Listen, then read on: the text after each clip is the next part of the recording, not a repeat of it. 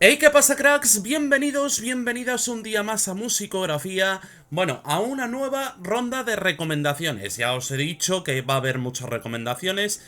Vamos a volver un poquito a lo que es la esencia primitiva dentro de lo que es musicografía, de coger y hacer recomendaciones, reseñas, entrevistas en retrospectiva, entrevistas también propias, por supuesto, y bueno, todo el contenido que también os ha ido gustando, pues a medida que ha ido pasando el tiempo. Los de Dissection, por supuesto, que ya os digo que van a ser principalmente lo que es música, portada y por supuesto las letras, que son tres asuntos muy importantes. Pero bueno, no me voy a enrollar. Para todo eso te suscribes y ya te enteras de lo que vamos sacando. Hoy vamos a hablar de recomendaciones que mezclan dos mundos que a mí también es verdad que siempre me han parecido que están un poquito unidos, como es el black metal por un lado y el dark folk por otro. Son dos mundos que están unidos en esa personalidad oscura, en ese trasfondo, ¿no? Pero sí que es cierto que no solo va a haber dark folk puro y duro, sino que también lo vamos a mezclar con folk.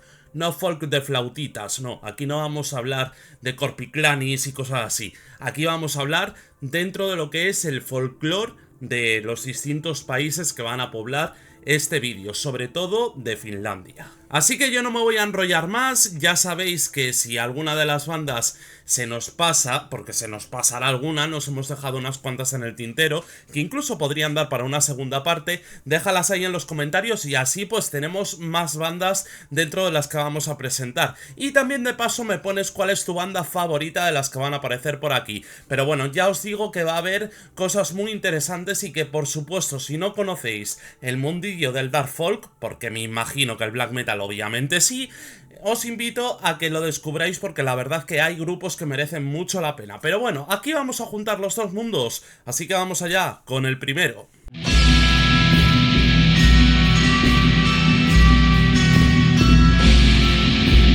Uno de los reductos básicos para entender esta mezcla lo encontramos en Finlandia y más exactamente en Helsinki con Karme Christus, un proyecto unipersonal donde la traducción nos lleva directamente a algo así como Cristo Serpiente, una traducción muy cutre, todo hay que decirlo, entremezclando lo que es el paganismo con la oscuridad misma, dos términos también muy unidos en estos casos. El proyecto está liderado por Oficus Caedo, quien ya lleva camino de 15 años sacando trabajos con este proyecto y que además, por otro lado, siempre ha decidido tocar todos los instrumentos por su cuenta, así como ejecutar también una labor vocal tremenda que va perfectamente hilada con el tema que tenemos hoy. Si bien Karme Christus tiene discos donde el black metal es el máximo estandarte que se nos presenta, como por ejemplo en el Kuituban de 2019,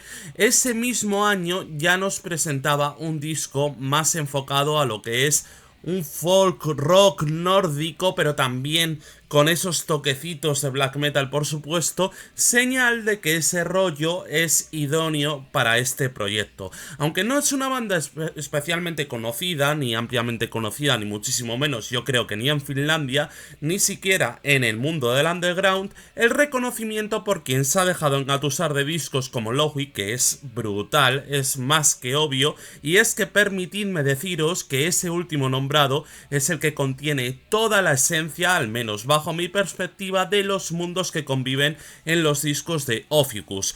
Un enfoque distinto que a mí al menos me convence de la mano de Karme Christus desde Helsinki.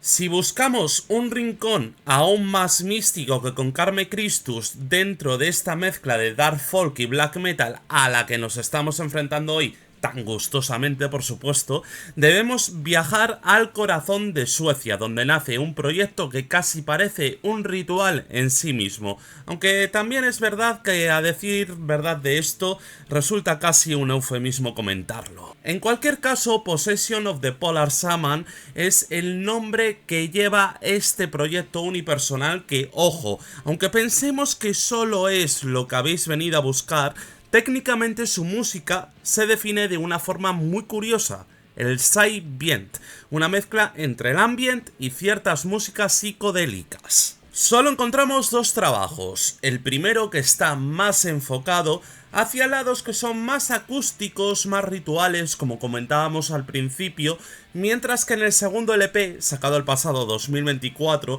encontramos casi todo dark folk hasta que de repente llegamos a la última canción y te entremezcla los dos mundos, o por ejemplo con ese guiño a sus compatriotas Arcanum al hacer una versión de Trull Milder. Eso sí, ya os advierto que no será fácil de abordar para quienes busquen estribillos pegadizos o riffs que sean muy memorables, pero para los que estéis dispuestos a sumergiros en su universo, ya os digo que la recompensa será única. Possession of the Polar Shaman es una propuesta que, aunque tal vez no alcance la popularidad masiva ni la espere, como tantas bandas que vamos a ver aquí, sí logra abrir nuevas dimensiones en la mezcolanza de géneros, de esas cosas para escuchar con los ojos cerrados y un fuego de chimenea encendido. No me digáis que no es un plan excelente.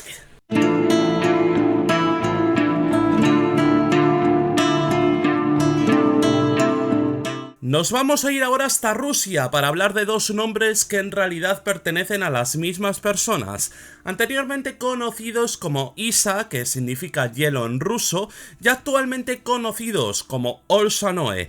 Aquí, claro, tenemos dos versiones de los hechos, pero lo único en lo que se diferencia una etapa, la de Isa, de otra como la de Olshanoe, es en los pequeños detalles como esos toques Dark Wave que aparecían por ejemplo en Isa y que en Olshanoe ya no están tan presentes. En fin, sea como sea, lo que sí que encontramos es una música muy fría, muy gélida, propia de allí por supuesto, que acompaña a escuchar en estas tardes de invierno y donde las raíces acústicas del folk ruso se entremezclan con doom metal, con post black metal, con un black metal incluso más atmosférico como en su LP aparecido en 2023. Tiene absolutamente de todo lo que hace falta para estar en la lista que hoy comparto con vosotros, cracks.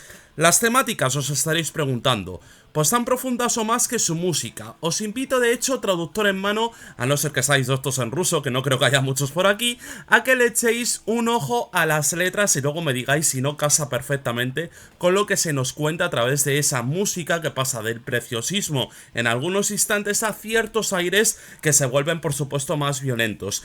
Tienen una capacidad única para crear paisajes sonoros en los que lo acústico y lo eléctrico se alternan con una fluidez casi orgánica, pero es que te digo que como te enganche, te pasa como a mí y los vas a devorar de lo lindo. No es un grupo que conociese por cierto hace mucho y de hecho me sorprendió escuchándolos en los últimos coletazos que nos ha dado el pasado 2024 y ha proporcionado que hoy está haciendo este disco porque es cuando me vino la inspiración para hacerlo. En fin, si alguna vez buscaste un álbum para acompañar una caminata solitaria por un bosque nevado, aquí tienes la música que necesitas al 100%.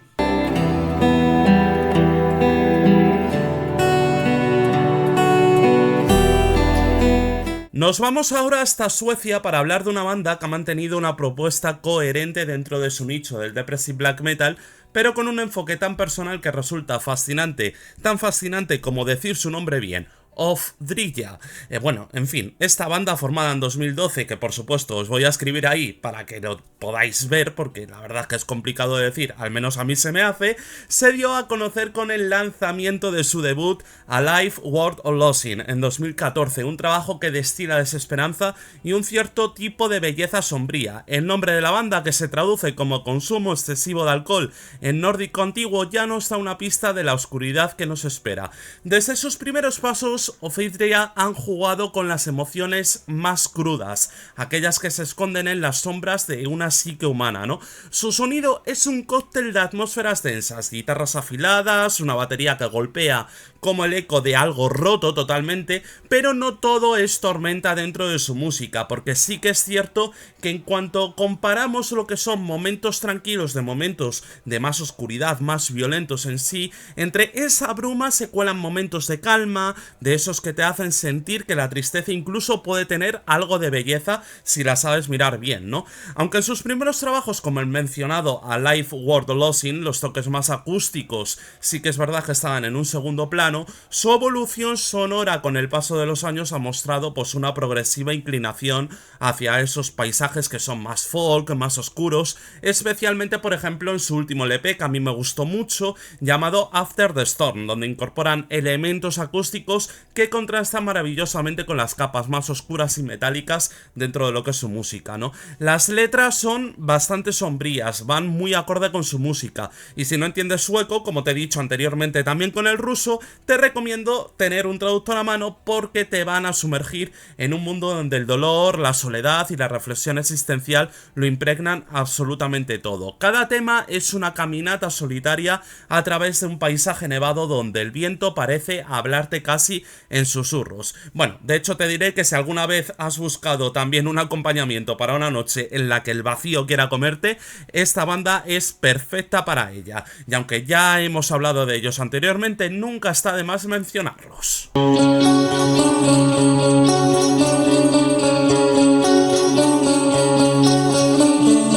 De caballo entre Polonia antiguamente e Irlanda en la actualidad, hablar de Die Worshipper es hablar de una banda que ha logrado crear un sonido tan peculiar y profundo que se ha ganado un lugar en quienes buscan algo más allá del metal convencional, ¿no? Formados en 1993 han pasado por varias etapas, pero siempre manteniendo esa atmósfera oscura y mística que los caracteriza. Su primer trabajo, Popiol, Introibo ad altare Dei, publicado en 1996, es una obra que no solo se arrastra por esos rincones del black metal más arquetípicos, ¿no?, sino que también toma prestado muchas cosas de lo que es el folk tradicional de Irlanda, ¿no?, añadiendo una capa de tristeza y nostalgia que la verdad se hace indiscutible. Este álbum se siente como un canto en la oscuridad, donde la angustia y la serenidad se entrelazan casi de forma etérea, os diría.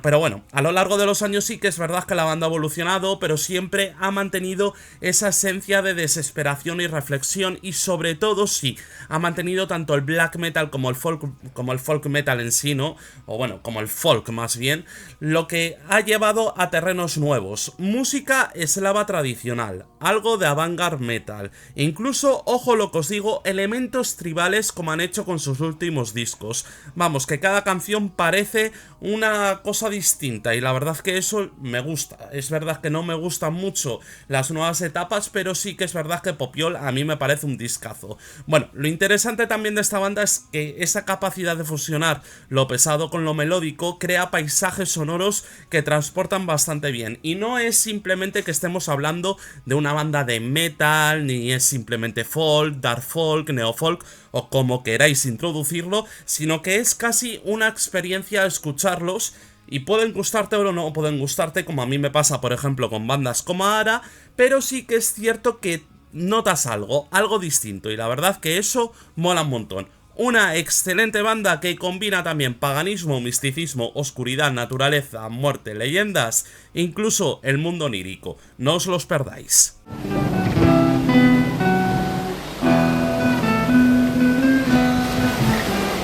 Nos vamos ahora hasta Finlandia, donde Weird, una de las bandas más infravaloradas sin duda ninguna del black metal de allí, ha dejado su huella en la escena con un sonido que no conoce la concesión. Formados en 1998, esta banda ha sabido mantenerse fiel a una propuesta que principalmente gestiona el black metal, pero aquí es donde entra en juego el aspecto folk para crear atmósferas gélidas y místicas dentro de su concepción naturalista. A Weird no solo lo caracteriza su destreza técnica, sino la capacidad de construir paisajes sonoros que te transportan a otro mundo. En su álbum llamado Ultra Folk, sacado si no me equivoco por 2001 aproximadamente, encontramos el mejor ejemplo de su carrera, al menos para mí. Siendo por entonces una one man band, Nargat otorgó un disco que es black metal crudo pero profundamente melódico, donde las atmósferas heladas se entremezclan con esas leyendas y mitos nórdicos, pero como digo, dando tonos de un folk que no va tanto a lo dark, sino que se centra más en dar profundidad a todo lo que ya hay implícito en el disco con el black metal. O sea, se combinan muy bien esos dos mundos. Y Weird es una banda que ha dado discos que son una maravilla, pero que mucha gente no se lanza a reconocer, no sé muy bien por qué, como ocurre con tantas otras, y es de estas raras avis en los oyentes de esta música, que de vez en cuando no entiendes muy bien por qué ocurran. Pero bueno, que no se diga, aquí quedan Weird, escuchadlos porque no os vais a arrepentir.